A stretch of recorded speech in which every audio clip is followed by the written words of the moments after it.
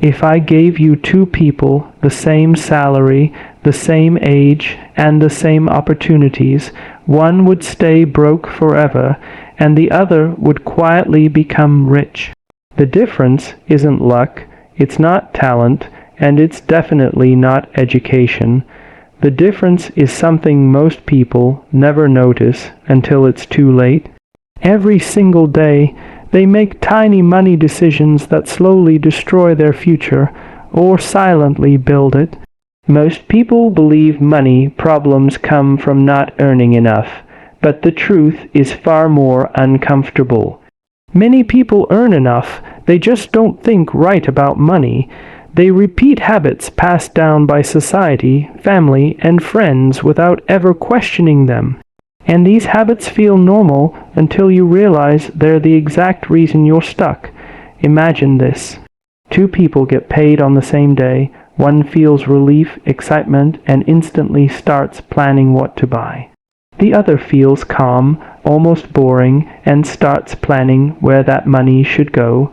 Same paycheck. Completely different future. Poor money habits always focus on the present moment.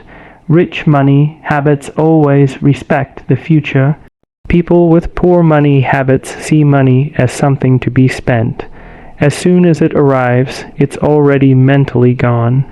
Bills, shopping, eating out, upgrading phones, impressing others, money becomes emotional. It's a reward, a stress reliever, a way to feel successful, even if only temporarily.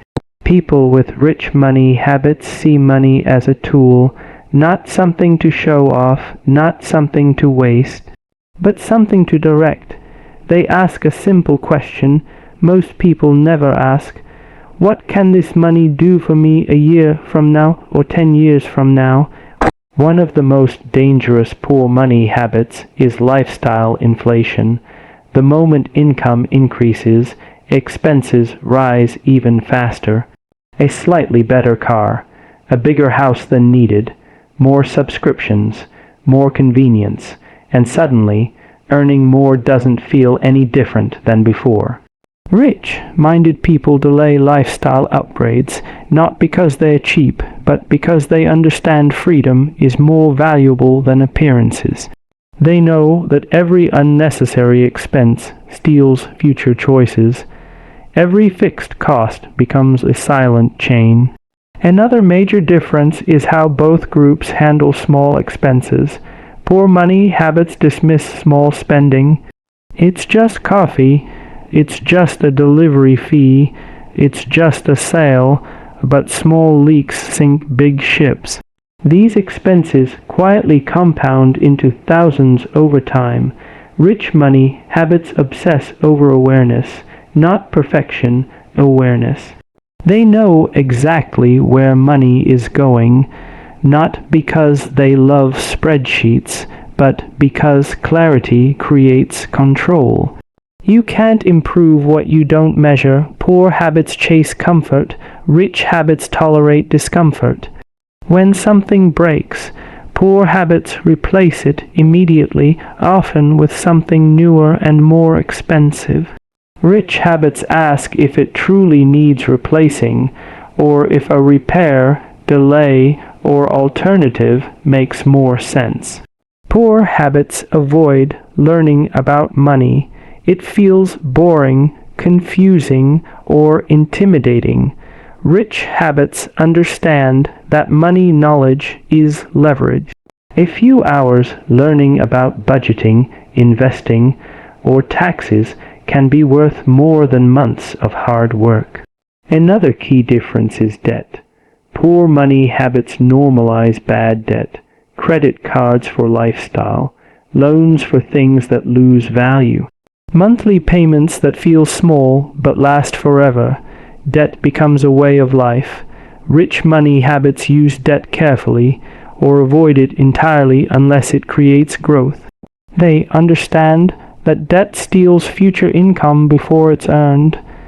Every payment limits flexibility, and flexibility is power. Poor habits focus on looking rich. Rich habits focus on becoming rich. That's why poor habits often buy status symbols. Cars, clothes, gadgets, things designed to signal success. Rich habits buy assets or skills that quietly increase value. One group impresses strangers, the other builds security. One of the most overlooked differences is patience. Poor money habits want fast results, quick wins, overnight success. Rich money habits respect time. They understand compounding not just with investments, but with habits, skills, and decisions. Saving is another area where the difference is obvious. Poor habits save what's left, which is usually nothing. Rich habits save first, automatically. They treat saving like a bill that must be paid, not an optional extra. And it's not about saving huge amounts, it's about consistency. Even small, regular savings build identity. You stop seeing yourself as someone who can't save, and start seeing yourself as someone who prepares. Poor money habits blame external factors, the economy, the boss, the system. Rich money habits focus on control. They ask, what can I do differently? Responsibility creates power.